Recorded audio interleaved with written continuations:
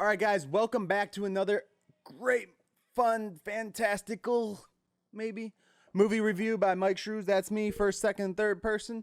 So today we're going to be doing a quick review on a 12-minute short that I was sent over and asked if I could do a review on it, so I am doing it. The movie is called Unseen by director Steve Merlo. I'll drop the link to the video in the description, and you guys can check that out.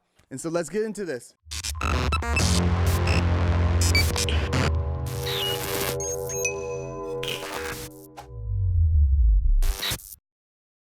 All right, guys, we are doing a quick review on this short film, Unseen, by director Steve Merlo. Again, the video is in the description below. Go there, comment on that video if you want to see it, check it out and everything. So basically what I got from this, it's a gothic style horror gothic-ish style. I attribute it to being of the likes of Psycho, the original Psycho. So much so that as I was watching it, thinking this is kind of shot like Psycho, they put a shower scene in there just like Psycho. It was great. Not like that they did exactly what they did for the shower scene in Psycho, but they did the little drainage water thing going down the drain and stuff, and focused on that shot right there. It was pretty cool, pretty sweet to see that, especially because you get the feel before you get to that point that this is kind of like a Norman Bates-ish type killer, and it was pretty cool to see that aspect of it. The acting, again, it's an indie film, but the acting could be done a lot better. But I will never hold it against an indie film for bad acting, because sometimes these people only have like their family, friends, whatever around to do these films, and I know for firsthand, like I use my kids sometimes to do stuff, so you're not always dealing with actual actors, or you're dealing with stage actors who sometimes can't cross back over into the realm of video. So yeah, again, a lot of Norman Bates-ish moments within this film. So the main character, which I assume is the killer, that's how I took it, is he has something wrong with him to where he's attributing all these like bad habits that other girls are doing, at least from what I was getting, to something that happened in the past, where he's always calling them Jenny.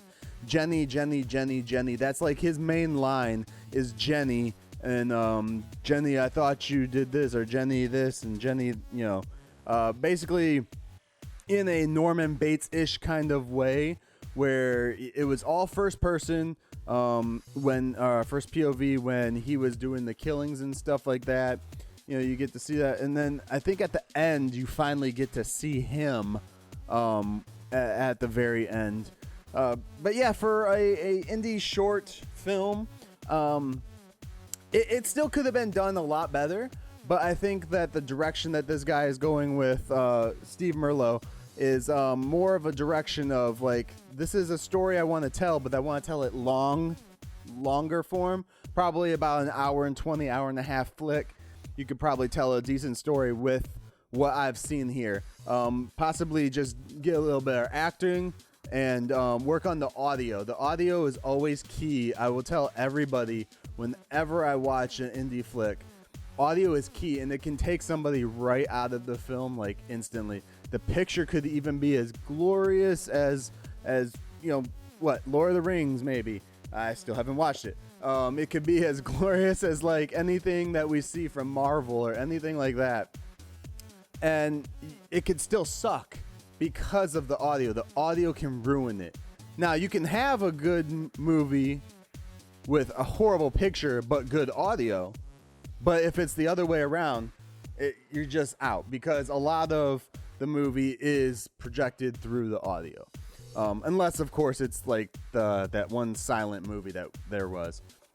So yeah, I definitely will recommend tossing this movie around, guys. I'm sure the director is working on doing long-term project with this, to do a longer version of it. So when that comes about, maybe he'll be doing some fundraising and stuff like that. Possibly get hooked up with that. See this story come to a longer format. I would really like to see that and some work on the acting and some work with the audio for sure. Everything else, like, it's shot in black and white, so the color scheme is black and white. It's a horror flick, so they're always shot a little darker too, for the most part anyways. So it's a little hard to make some stuff out in this. However, you can make enough out to see what the director wants you to see, I'm assuming. I hope there's not anything back there where it's just like, well, we couldn't get this into the shot because it was too dark or we didn't have enough lightage or something like that.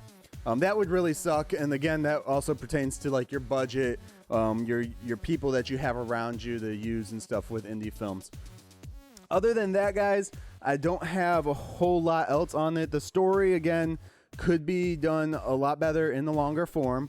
And then the acting and the audio is key. Possibly working a little bit more with doing some background noises, do your ambient sounds of the restaurant that they go into, outdoors and stuff like that. Work with the mixing of all your audio, and it should work out pretty dang good.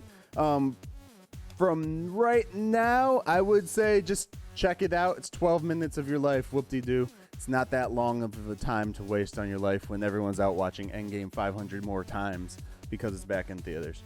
All right, guys. So with that said, I am done. I have nothing else to say. Check it out. It's Steve Merlo on YouTube, and see what else he has. All right, guys. Peace. I told you we'll be together forever.